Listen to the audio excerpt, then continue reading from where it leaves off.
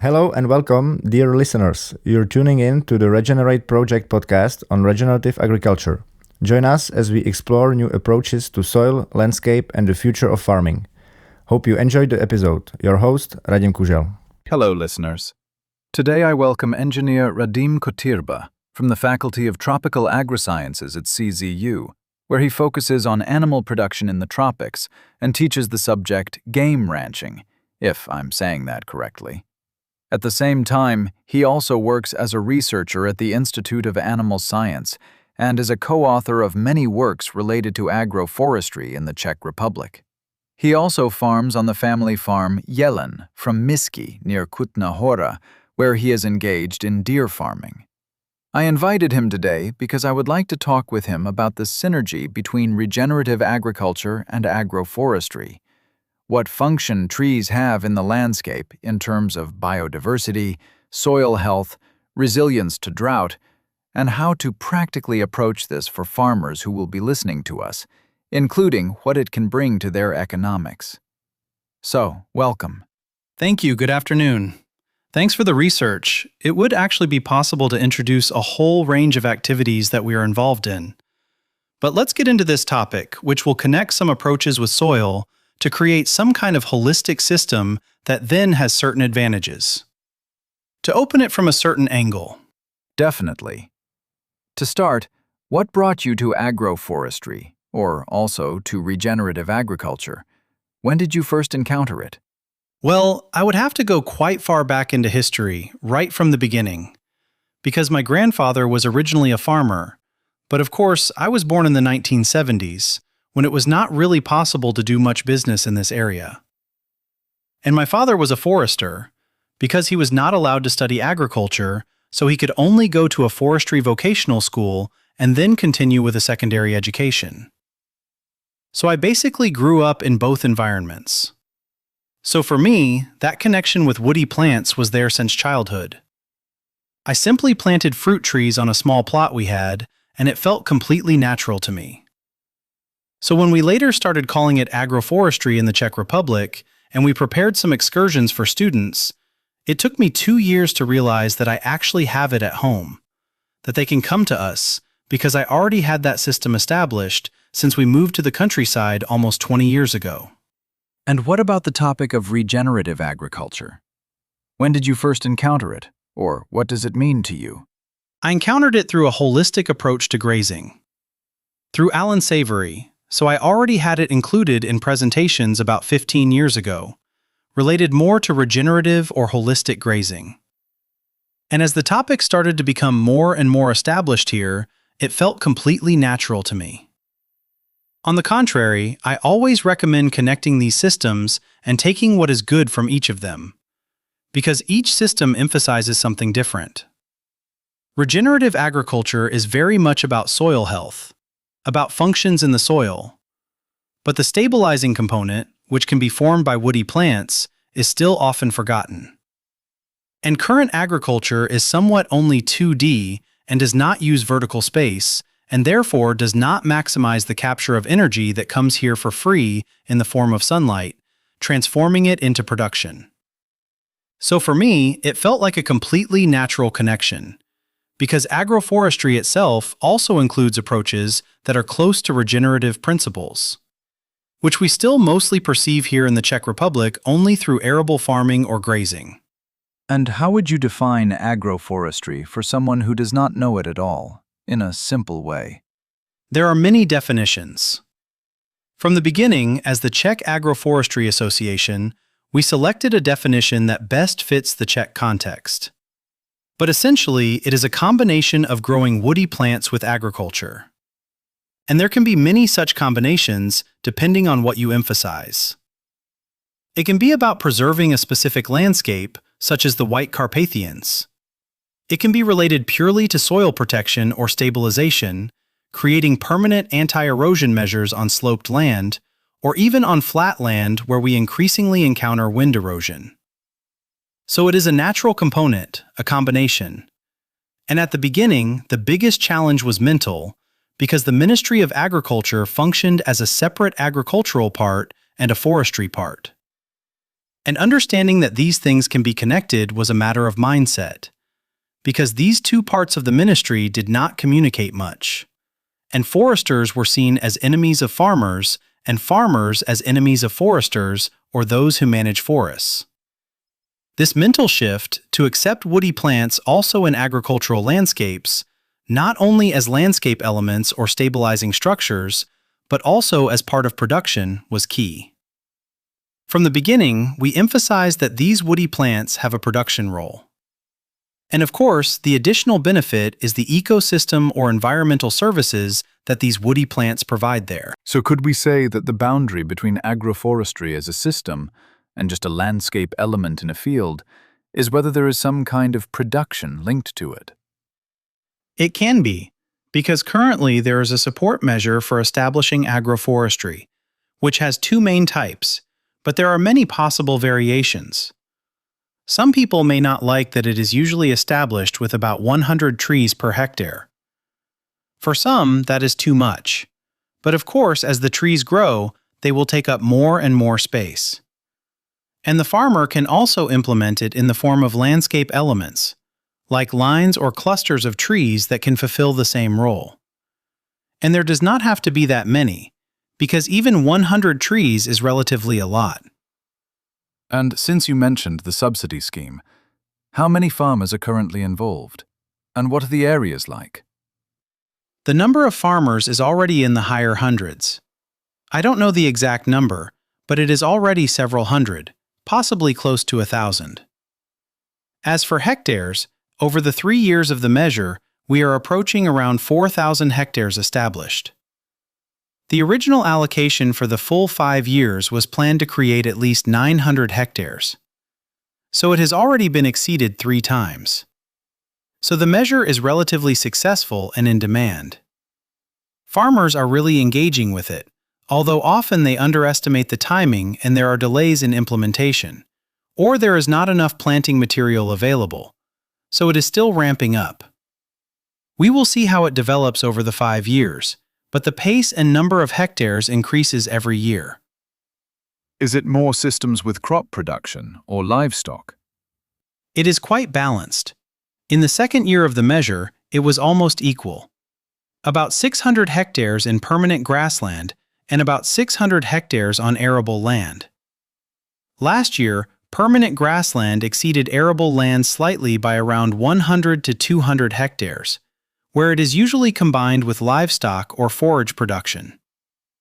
But there is still a high proportion on arable land, which was the goal, to bring it more into large open fields.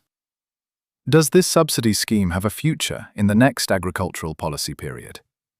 Is it expected to continue after 2028, or is it still under discussion? That is a big question. So far, we have not noticed any tendency to stop it. Of course, today anything related to the atmosphere or change is almost a dirty word, and people are afraid to even say the word climate because it has some kind of negative connotation that is not welcome. However, the benefits of this measure, or the presence of trees, are so significant that even larger enterprises or military forest enterprises are using it. So it is not only small family farms, but also larger operations. It is not limited to a narrow group. The question is whether it will remain as an investment measure or be supported in another form under different schemes. The discussion is still at an early stage. And what can an agroforestry system actually bring to a farmer, whether they are grazing animals or growing crops? What are the benefits? As I mentioned, first of all, we have to look at the economic part. So what is reflected for the farmer? By investing through the scheme in the establishment and receiving support for maintenance for 5 years, the role is production in the sense that if these are fruit trees, there can be fruit harvest, or if they are more stabilizing forest species, then the economic return comes in lower tens of years. For example, wild cherry or walnut for timber. Very high-quality assortments that are highly valued on the market, for example for furniture or other uses, so in a horizon of 30 to 50 years depending on the area. And the accompanying functions are numerous, both at the level of the site and more broadly, because the trees also influence the water cycle for field crops by providing moisture that is otherwise unavailable, which the trees are able to pull from deeper layers. They function as a kind of biotic pump, which not only cools and humidifies their surroundings, but also affects processes in the atmosphere and intensifies the small water cycle, even in the form of rainfall. There are scientific studies that have proven that the presence of trees, not forests, but scattered trees in the landscape, positively influences the frequency of precipitation. So it supports the small water cycle, meaning that precipitation does not leave somewhere else, but falls locally or nearby. And with the current periods of drought, and in connection with larger areas, they even work preventively in the atmosphere so that extreme weather events are reduced, because with rainfall the energy is released.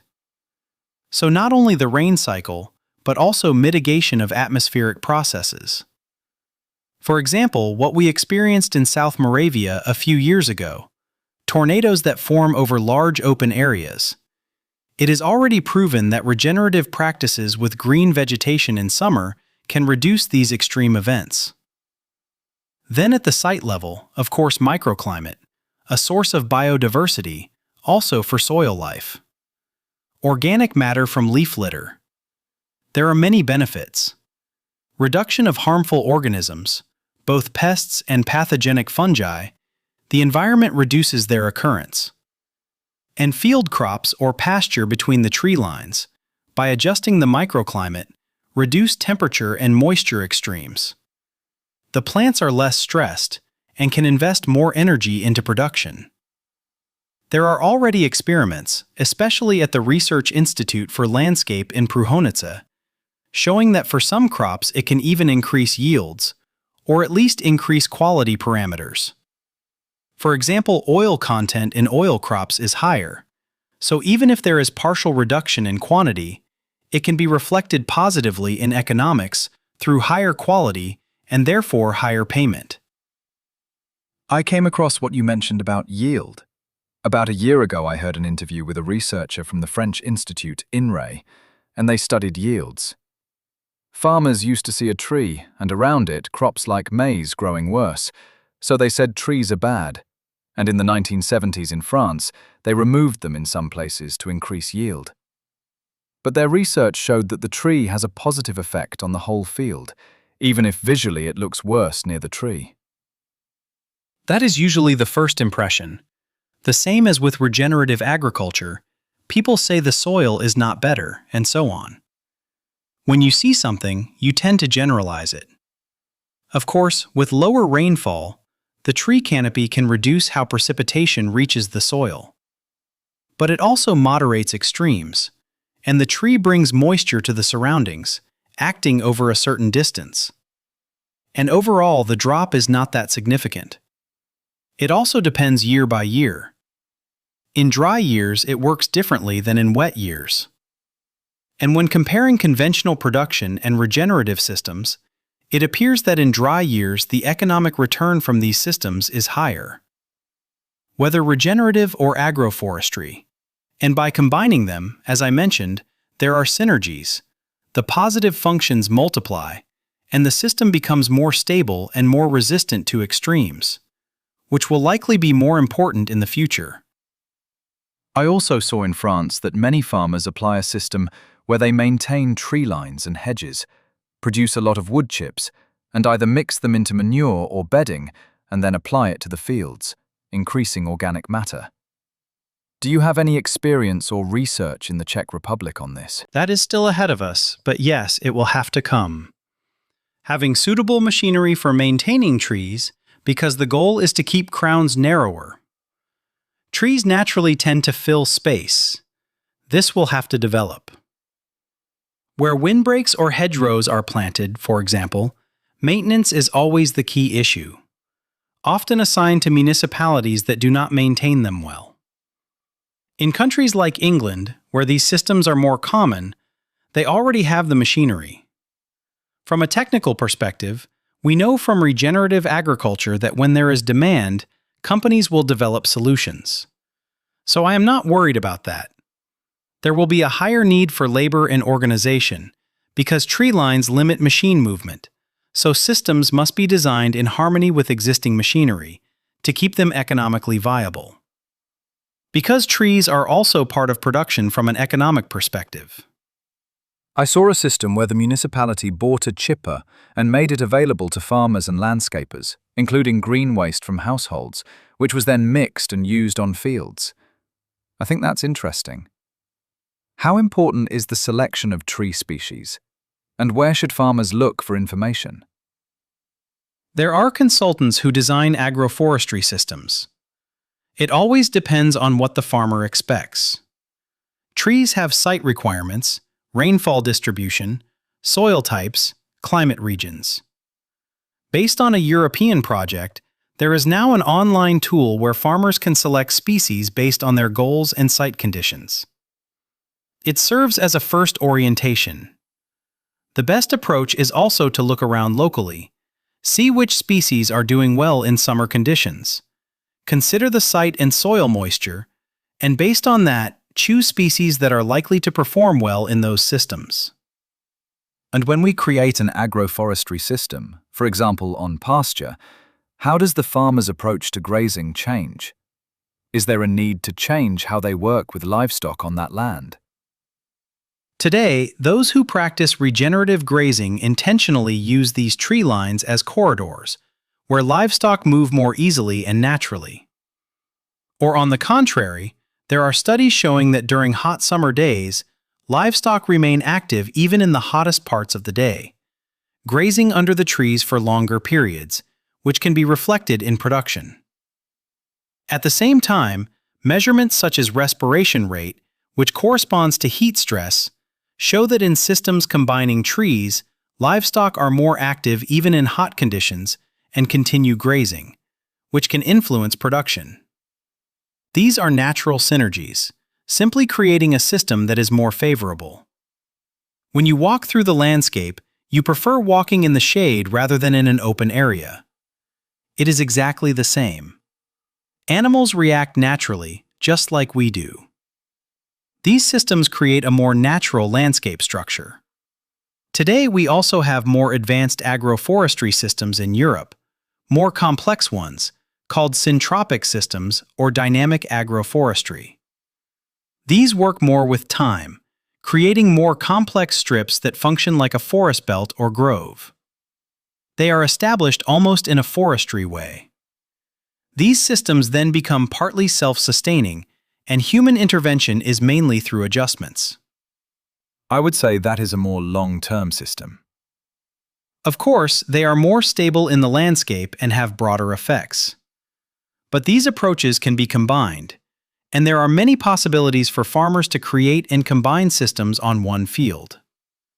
As in regenerative agriculture, the goal is to maximize the benefit from what they are doing. Where does the implementation of agroforestry most often struggle? What are the main barriers that discourage people? It is mainly the initial mindset. It can be compared to regenerative agriculture.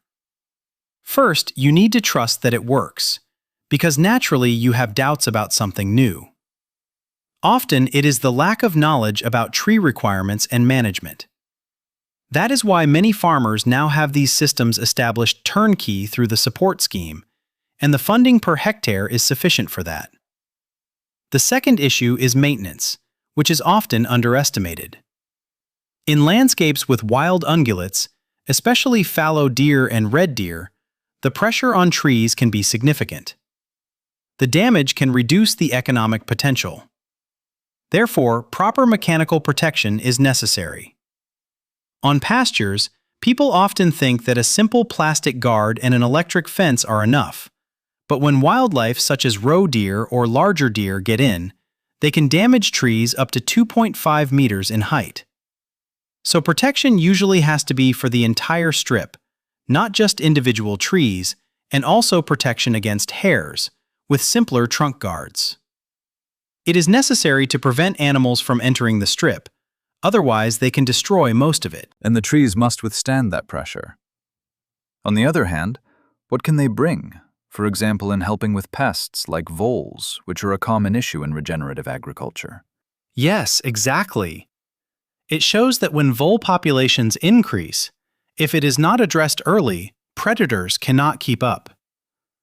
Their reproduction may increase, but the vole cycle is much faster. So distributing trees across the field helps, because they serve as perches for predators. But it is not only birds of prey, it can also be other predators like foxes or weasels, which have better shelter in these systems. This can help not only with voles, but also with fungal diseases and pests. In the past, when there were more birds like quails and partridges, they were able to control pest outbreaks naturally. Today, such wildlife is much rarer in the landscape. If a farmer wants to get inspiration abroad, where in Europe are agroforestry systems most advanced or historically established? You mentioned France, where they started about 30 years ago. In some European landscapes, trees have always been present naturally, for example in the Iberian Peninsula or southern Europe, where due to climatic extremes, trees were maintained and used. In terms of more intensive establishment, the Czech Republic is now among the leaders.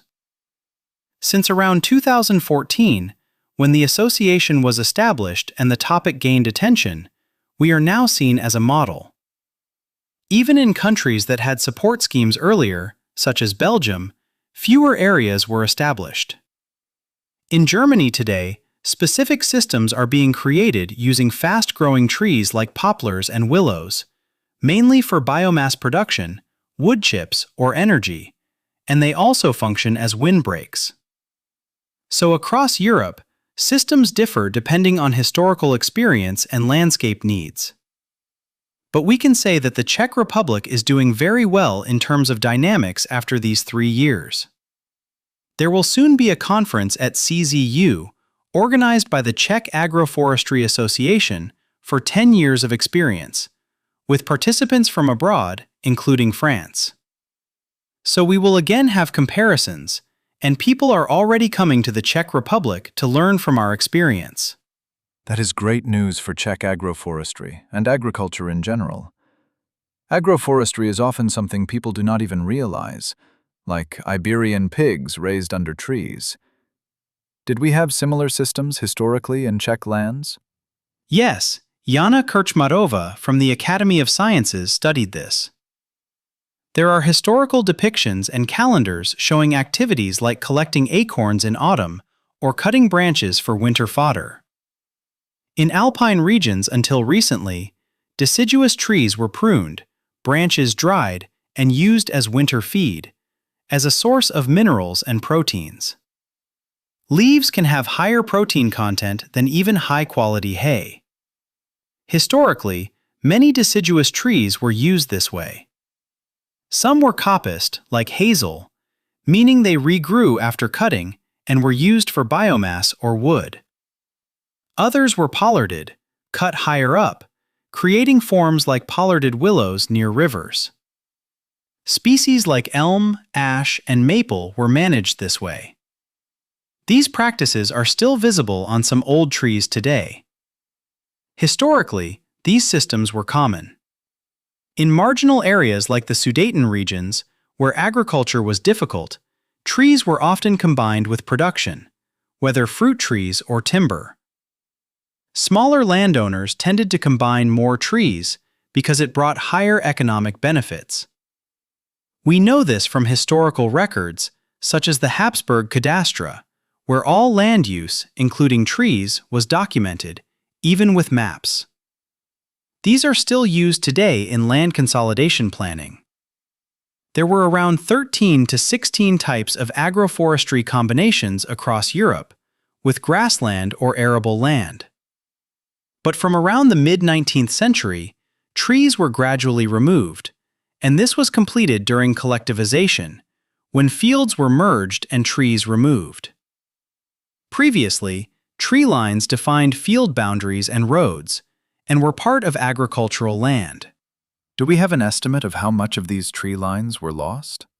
I always forget the exact numbers, but it was thousands of kilometers that were irreversibly removed. Some remained in fragmented form in hilly areas, where it was harder to remove them, but in flat areas the loss was the greatest. For example, where I'm from, near Cheb, there's actually the possibility, if it were allowed, to create a 600-hectare field without a single tree in the middle, which is a bit sad. Fortunately, trees are now returning to the landscape thanks to this subsidy scheme.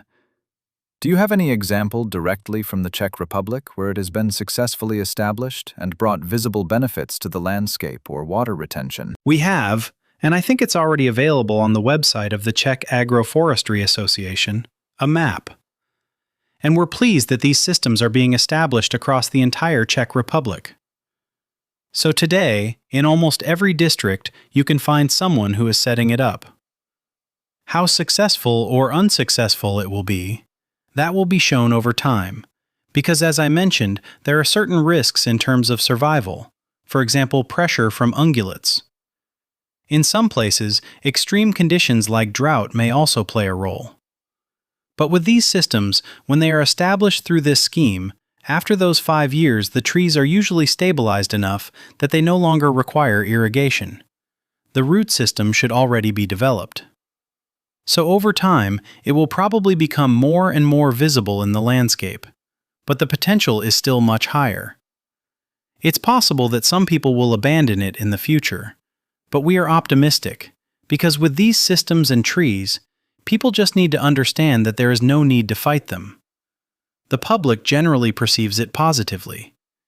If too much of it appears, some people might not like the reduced openness of the landscape, while others prefer being able to see far. But we'll see.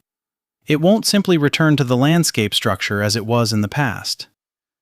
And there are many regions in Europe where these systems have persisted, thanks to natural conditions and terrain characteristics, and also because land ownership structures have not changed as much as they have here. Land consolidation processes are also helping to bring trees back into the landscape. They are, but while there are many plans and proposals prepared for entire cadastral areas, the actual implementation is still limited. And this is where municipalities and local communities have great potential. Not only farmers, but also local governments could support these topics. That's why the scheme was designed so that not only landowners but also tenants, those who manage the land, and even municipalities can apply. This was already possible in the previous period, that municipalities could apply and participate if they owned agricultural land. Now I'm not entirely sure whether it's still the case, because it may be tied to whether the applicant is engaged in agricultural business or not. But at the very least, municipalities can cooperate with those who farm their land. Often these are areas where the proposed measures have not yet been implemented, such as field roads not being established, so there are still relatively few actual realizations, even within land consolidation projects.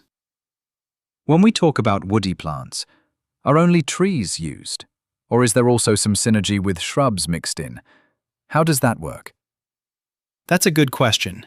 It is possible to combine them. We are still trying to expand the list of shrubs that can be included in these systems as much as possible. Of course, since these are plantings in the landscape, there is also a focus on using native species, to avoid introducing trees or shrubs with invasive potential. That's why, for example, black locust is not included. Even though it is very useful and less risky in agricultural areas, it still carries some risk. So the same applies to shrubs. There are some fruit-bearing ones that can be used directly for production, various berry species, but also native shrubs that can complement the system, making it more complex, attracting birds or pollinators, and creating ecological corridors that bring stabilizing biodiversity into the landscape. When the system includes shrub layers, it can function better, for example against wind erosion. The orientation of the rows is usually recommended north-south to avoid competition for light near the tree lines. But on sloping land, the anti-erosion effect is more important, so planting along contour lines makes more sense. It depends on exposure, but on flat land, north-south orientation is optimal because sunlight is evenly distributed throughout the day and there is no competition for light. Even though trees are usually maintained tall, meaning the crown starts high enough not to interfere with machinery or compete for light. After all, you also need to think carefully about machinery, working widths, sprayers, harvesters, and so on. Exactly. The spacing between the lines is usually based on multiples of the working width of the sprayer, plus some additional space for maneuvering so it's not too tight. After all, trees are never perfectly straight. That's why there is also a tree strip, which can be up to 6 meters wide, if I remember correctly. The good thing is that this line on arable land, together with the tree strip, is counted as non-productive area. So farmers can use it to meet requirements for maximizing payments. But how this will be set in the future is hard to say. And typically the spacing is about 24 meters. Yes. 30 or 36 meters is already a bit wider distance. It's not too far. You can create a single row or a double row, so you place the trees into fewer but more complex strips.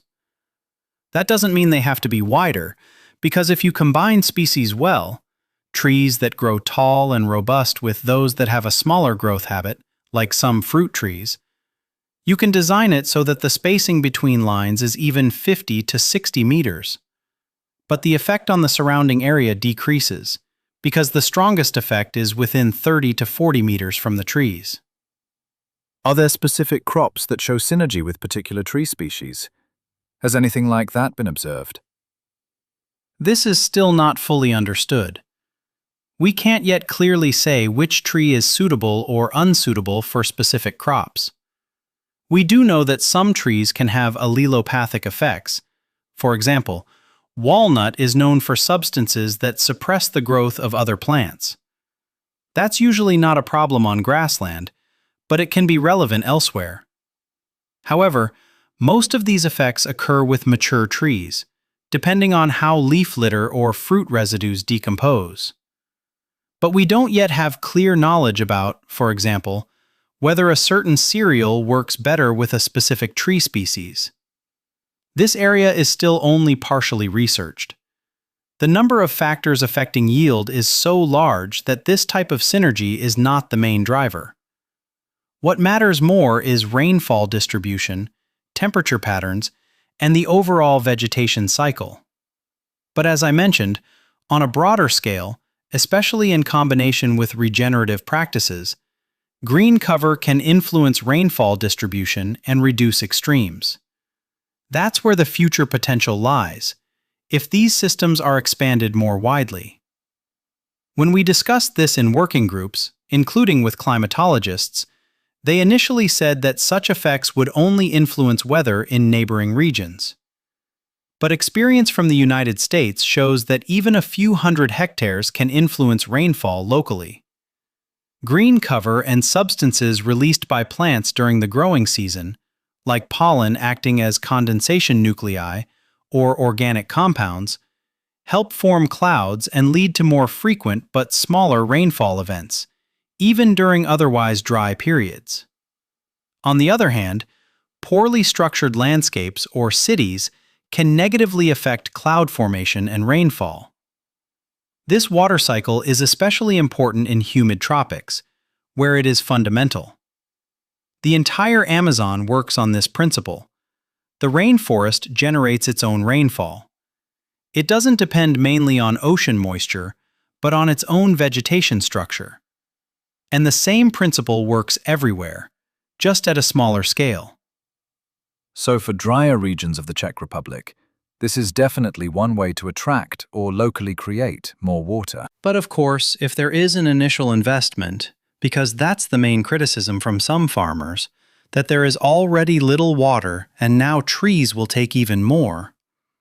However, by using water that is otherwise unavailable to crops, and if operations like plowing are carried out near the trees, then root competition with field crops is minimized. On the contrary, by influencing the microclimate, plants paradoxically require less rainfall overall to thrive. That paradox is difficult to explain, but it works in such a way that a structured landscape requires much less rainfall to function, and for that rainfall to gradually recharge the soil profile and be released slowly in the form of water flows. This is known from many dry and semi-arid regions, where restoring the original structure, even semi-forest ecosystems, has led to the return of surface water and improved water use, which is also connected to groundwater. Today, we see forests as a source of groundwater, but forests themselves consume a lot of water for cooling, and since they are often too dense, infiltration into deeper layers is not as significant. So a more open, light forest structure is actually more ideal from this perspective, considering all the functions the landscape should have. Agroforestry systems help to partially restore the landscape to a more natural form, and from that, farmers, and potentially also foresters and the whole landscape, benefit. We look at it holistically. And it could be discussed further in combination with other approaches, such as regenerative agriculture. Improving soil function between tree lines contributes another piece to the mosaic, where these synergistic effects then act more strongly. That's why I mentioned syntropic systems. They go even further. The way trees are managed supports soil-forming processes and overall soil functionality. Similarly to what is observed in regenerative agriculture, semi-forest or forest ecosystems can function in a comparable way to field crops. It always depends on dynamics, disturbance, pruning, and management, because trees also require interventions over time, which help increase their vitality, just like cover crops and crop rotations function within the overall farming system. You need to take care of it, just like crops or cover crops. It has its challenges. But it still offers a greater chance to produce more biomass per unit area. And as I mentioned at the beginning, it's about converting free solar energy into production. Trees help with that because they utilize the vertical space, areas that would otherwise not be used for plant growth or capturing sunlight. That's why they are even testing placing solar panels within tree rows. These systems are being tested at the Research Institute for Landscape, looking at how to combine them, because today solar panels can also be installed vertically. So they can be combined with trees and tree lines, without needing to dedicate separate land or install large agro-photovoltaic systems above fields. I've also seen agro-photovoltaics used in orchards, for example, partly as protection against hail. Yes, against hail or strong sunlight. Is agro-photovoltaics becoming more common in the Czech Republic? There is an advantage when some structure is already present, but the panels require a more robust construction. The original idea was to use existing structures, but there could also be potential in hop fields. Today, hop plants are stressed during hot and dry periods, which affects the formation of compounds that determine quality. So agro-photovoltaics could help there. At the same time, Elza Shepkova, who works with syntropic systems, has proposed combining them with trees as a form of protection, not only from external factors, but also to improve the microclimate in hop fields. This could be one way to maintain hop quality even in extreme years. It's hard to predict the future exactly, but we should focus more on adaptation rather than debating whether changes are happening or not, because then it will be too late. And how are hop growers reacting to this? Have you discussed it with producers? In fact, one of the first pioneers is Eric Vodnyansky from the village of Bliževedli. He's very open-minded and receptive to new approaches, so he's very open to this. For now, he's more of a first example. The first pioneer. Are there other examples of where research in agroforestry is heading? For example, at CZU or within the Agroforestry Association? There are many projects at the EU level. The Association of Private Farming is involved in some of them, focusing on suitable grazing systems combined with trees to improve animal welfare across several countries.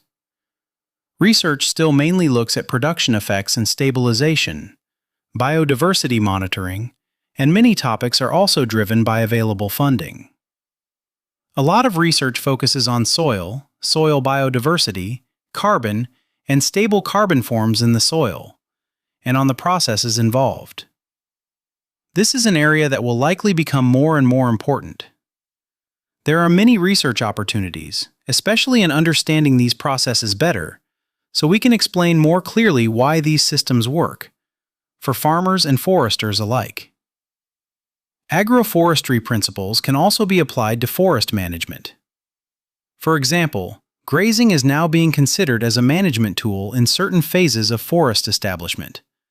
Of course, with care to prevent damage, using suitable animals, usually cattle, which tend to avoid browsing on trees.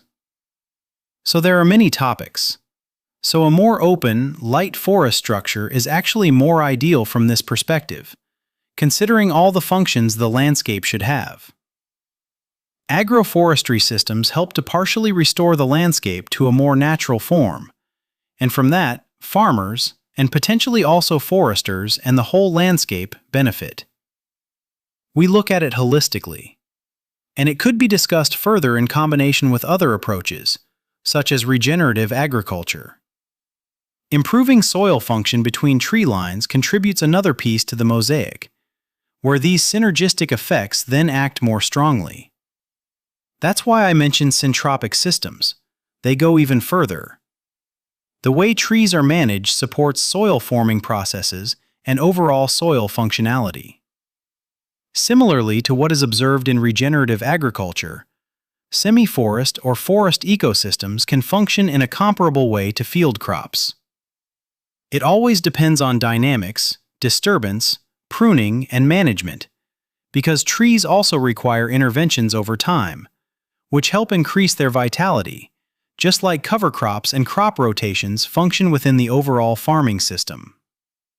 One more thought. Organic farming has a clear label. For regenerative agriculture, there are maybe some attempts to create something similar. I would leave it as it is. Me too. And do you think agroforestry has marketing potential? Being able to say to customers that a product comes from an agroforestry system? I think this could have potential, especially for those selling locally. But I wouldn't complicate things with certifications or labels, because customers might not understand it. Agroforestry and regenerative practices can be applied in both conventional and organic systems, so there's no need to fragment it further. Everyone can recognize that a system includes trees. Some call it agroforestry, others may call it something else, like a landscape feature. In the end, it doesn't matter. What matters is that production in the future will depend on the conditions in which crops are grown or animals are raised, and these systems help stabilize and improve those conditions. Whether this will translate into consumer willingness to buy such products remains to be seen. But what we do know, for example from the Living Landscape Conference last year, including input from the United States, is that regenerative systems, especially those focusing on healthy soil, can positively affect food quality. Not just in terms of energy, but also beneficial compounds for human health, helping the body use energy efficiently without dealing with residues. These systems are holistic. We see them as a whole, not as separate parts, but as one connected organism. The more natural processes function within the system, the less external inputs, like nutrients or chemicals, we need to add. That's the principle behind syntropic systems, where the system functions without adding even organic fertilizers. It becomes so stable and synergistic that it operates without external inputs. If you look at it from an evolutionary perspective, no one fertilized grassland ecosystems in the past. And yet today, when someone manages grassland, they think about adding nitrogen or other inputs. But ecosystems don't need that. If the balance between plants, animals, soil, and atmosphere is maintained. In that case, you don't need to add anything. You just manage the system, shape it, and take some output from it. the plants and animals maintain it themselves. That's the ideal philosophical state, but we are far from it. As humans, we are impatient, we don't like waiting, and we tend to interfere and tell plants and animals what to do, thinking we know best. Sometimes less is more. That's also the idea behind regenerative agriculture. The approach is holistic. It looks at the system as a whole. If someone listening is inspired by agroforestry and would like to establish it on their land, what should they do first? What direction should they take? Who should they contact? First of all, it's important to think it through. Where, what, and how. Today, there's already a wide range of information available online.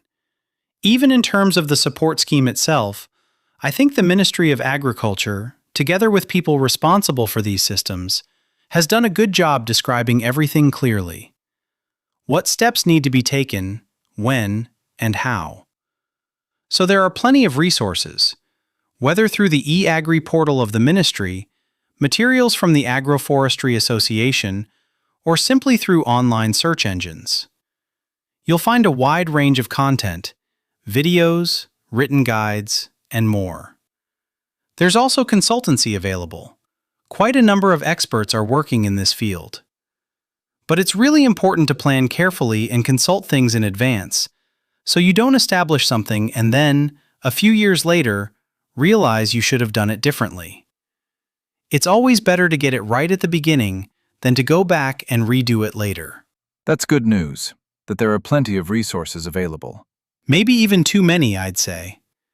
Not everyone will go through everything, so the key is to orient yourself in them.